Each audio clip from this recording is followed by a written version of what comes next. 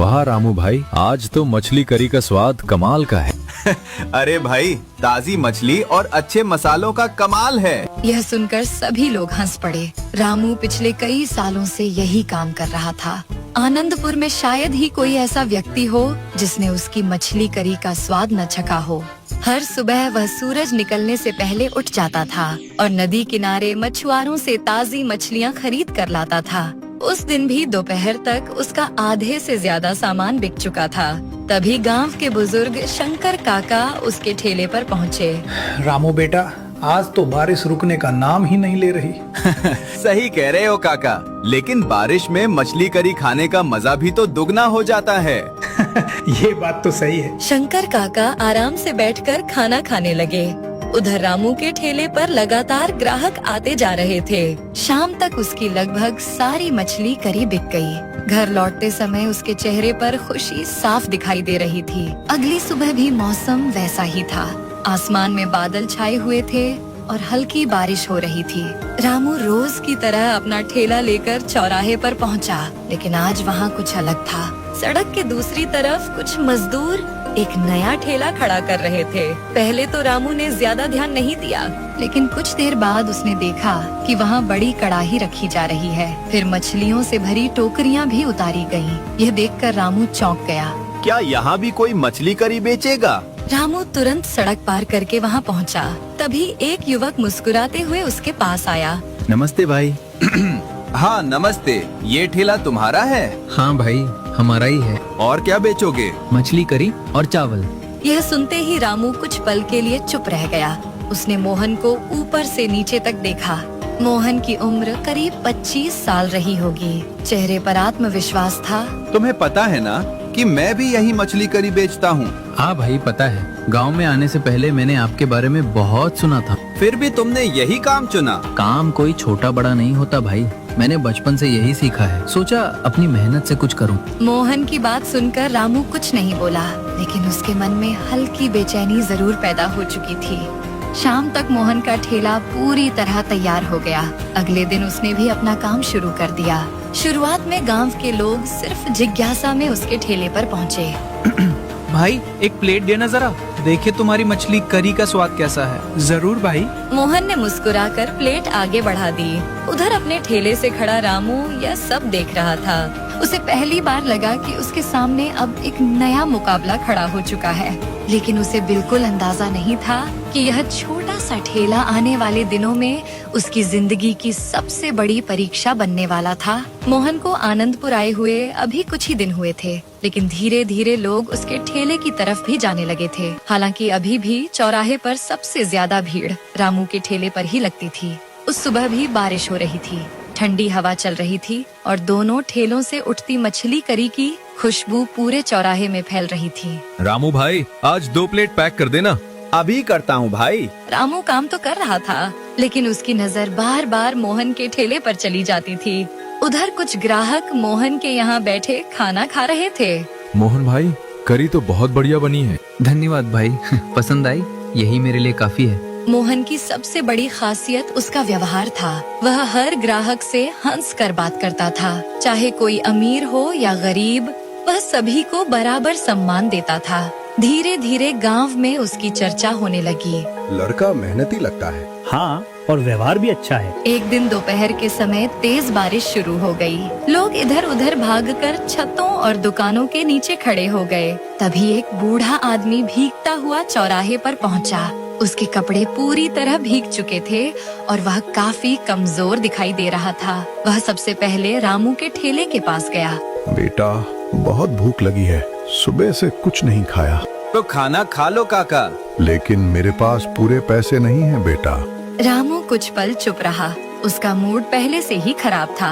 अरे बूढ़े, मैं मुफ्त में खाना नहीं बांट सकता, मुझे भी खर्चा उठाना पड़ता है। ठीक है बेटा। बूढ़ा आदमी चुपचाप वहाँ से चला गया। तभी मोहन की नजर उस पर पड़ी। अरे काका, इधर आइए। बूढ़ा आदमी मोहन के पास पहुँचा। बेटा, मेरे पास पैसे नहीं है। काका, मैंने पैसे मांगे क्या? पहले बैठिए। मोहन ने तुरंत एक प्लेट मछली करी और चावल उसके सामने रख दिए। बूढ़े आदमी की आंखों में आंसू आ गए। भगवान तुम्हारा भला करे बेटा। काका ने आराम से खाना खाया और जाते समय मोहन को ढेर सारी दुआएं देकर चला गया। यह सब कई गांव वालों ने देखा था। आजकल ऐसे लोग कहाँ मिलते हैं। सच में भाई, ये लड़का दिल का बहुत अच्छा है। शाम तक पूरे गांव में इस घटना की चर्चा फैल गई। उधर रामू को यह सब बिल्कुल अच्छा नहीं लग रहा था। उसे लगने लगा था कि मोहन सिर्फ ग्राहकों का ही नहीं बल्कि गांव वालों का दिल भी जीत रहा है। उस रात रामू घर पहुंचा तो उसका मन बेचैन था। उसने दिन भर की कमाई गिनी। कमाई कम नहीं थी लेकिन पहले जैसी भी नहीं थी। रामू मन ही मन सोचने लगा, पहले पूरा गांव सिर्फ मेरे ठेले की बात करता था, अब हर जगह मोहन मोहन। रामू को पहली बार डर महसूस हुआ। उसे लगने लगा कि अगर यही हाल रहा तो एक दिन लोग उसे भूल जाएंगे। अगले कुछ दिनों में एक और समस्या खड़ी हो गई। लगातार बारिश के कारण नदी का पानी बहुत बढ़ गया। मछुआरों को मछलियां पकड़ने में मुश्किल होने लगी, जिस वजह से बाजार में मछलियों के दाम बढ़ गए। रामू भाई, आज मछली महंगी मिलेगी। इतनी महंगी क्यों दे रहे हो भाई? क्या करें, नदी का हाल ही ऐसा है मोहन भाई। उधर मोहन भी वही दाम देकर मछलियां खरीद रहा था, लेकिन उसके चेहरे पर चिंता कम दिखाई दे रही थी। कम कमाऊंगा तो भी ठीक है, लेकिन ग्राहकों को हमेशा अच्छा खाना ही दूंगा। एक शाम जब दोनों ठेले बंद हो रहे थे, तभी गांव के मुखिया हरिराम वहां पहुंचे। भाइयों, कैसा चल रहा है काम? आपके आशीर्वाद से ठीक चल रहा है मुखिया जी। हाँ, अच्छा ही चल रहा है मुखिया जी। याद रखना बेटा, धंधे में मुकाबला होना अच्छी बात है। इससे इंसान और बेहतर काम करना सीखता है। मोहन मुस्कुरा दिया, लेकिन रामू चुप रहा। उसके मन में अब मुकाबले से ज्यादा जलन पैदा होने लगी थी। बारिश की बूंदें लगातार गिर रही थीं। उस रात भी आनंदपुर में तेज बारिश हुई। चौराहे पर सन्नाटा छाया हुआ था। सभी लोग अपने अपने घरों में थे, लेकिन रामू की आंखों में नींद नहीं थी। जब तक ये मोहन यहाँ है, लोग इसकी ही तारीफ करते रहेंगे। पहले पूरे गांव में सिर्फ मेरे ठेले की चर्चा होती थी, अब हर जगह उसी का नाम सुनाई देता है। रामू बिस्तर पर लेटा छत को देखता रहा। जितना वह मोहन के बारे में सोचता, उतना ही परेशान होता जाता। अगली सुबह बारिश थोड़ी कम थी। रामू रोज की तरह मछली खरीदने नदी किनारे पहुंचा। वहाँ पहले से कई मछुआरे मौजूद थे। रामू भाई, आज ताजी मछली थोड़ी कम है। चलो दे दो भाई, जितनी भी हैं तुम्हारे पास। रामू मछलियाँ लेकर वापस चौराहे की ओर चल पड़ा।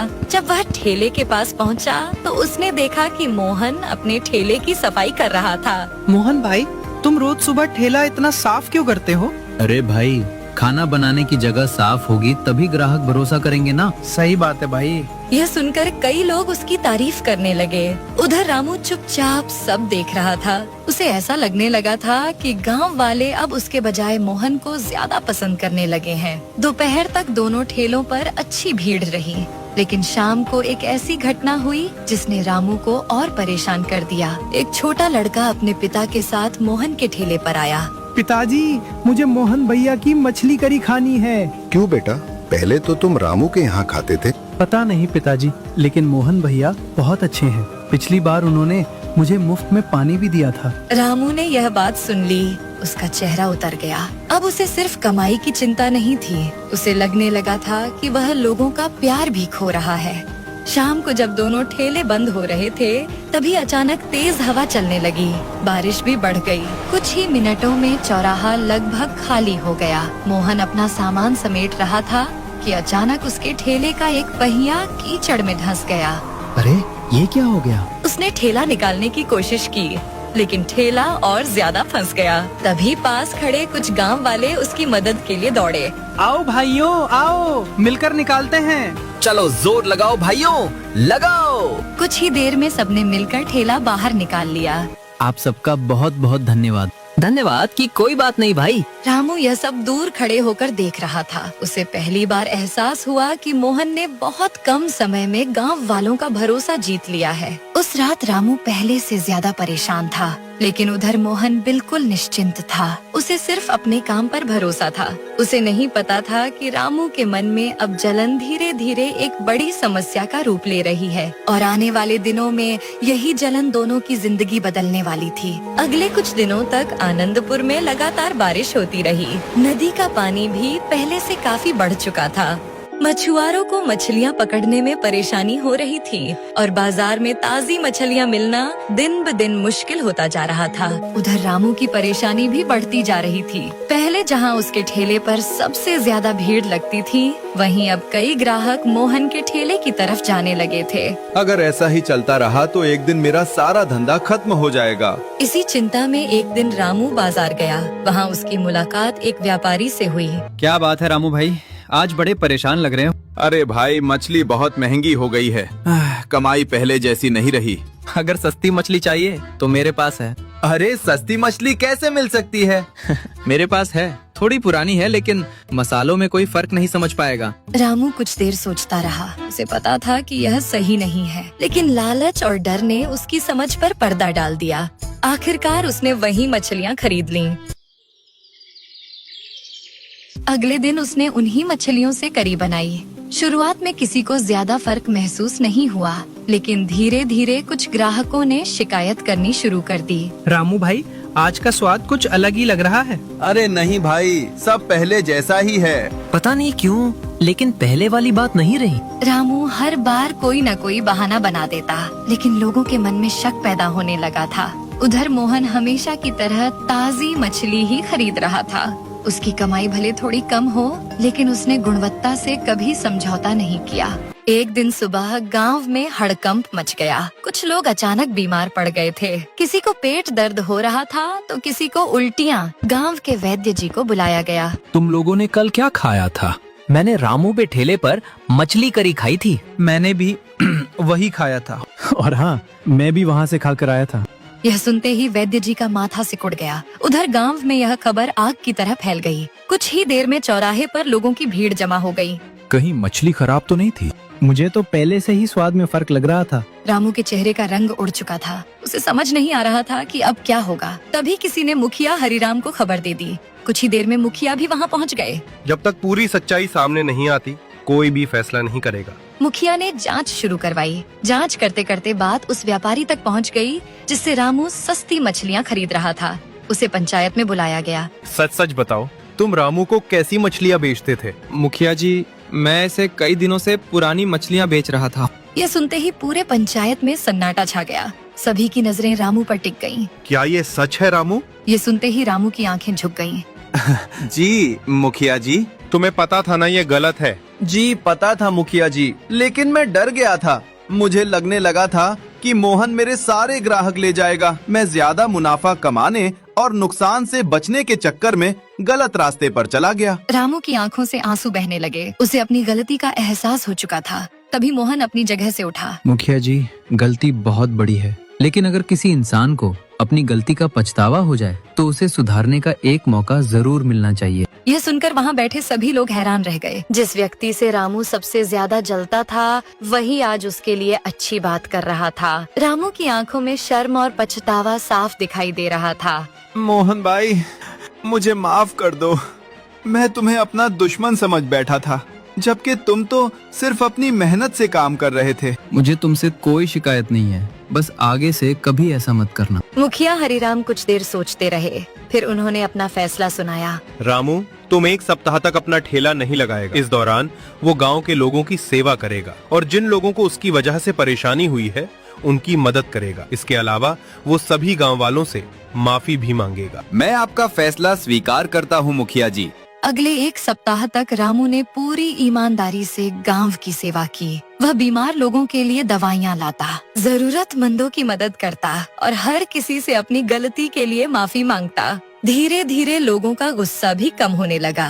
1 सप्ताह बाद पंचायत फिर से बैठी। रामू ने अपनी गलती सुधारने की पूरी कोशिश की है, इसलिए आज से उसे दोबारा अपना ठेला लगाने की अनुमति दी जाती है। ये सुनकर रामू की आंखों में खुशी के आंसू आ गए। अब वह पूरी तरह बदल चुका था। कुछ दिनों बाद आनंदपुर के चौराहे पर फिर से रौनक लौट आई। एक तरफ रामू का ठेला था, दूसरी तरफ मोहन का। दोनों अपने अपने ग्राहकों को मुस्कुराकर खाना परोस रहे थे। अब उनके बीच जलन नहीं, बल्कि सम्मान था। याद रखो बेटा, दूसरों को गिराकर कोई कभी आगे नहीं बढ़ सकता। सच्ची सफलता मेहनत, ईमानदारी और अच्छे व्यवहार से मिलती है। रामू और मोहन ने मुस्कुराकर सिर हिलाया। बारिश की हल्की बूंदें फिर से गिरने लगी थीं। लेकिन इस बार रामू के मन में कोई डर, लालच या जलन नहीं थी। वह समझ चुका था कि ईमानदारी से कमाया गया सम्मान ही इंसान की सबसे बड़ी कमाई होती है।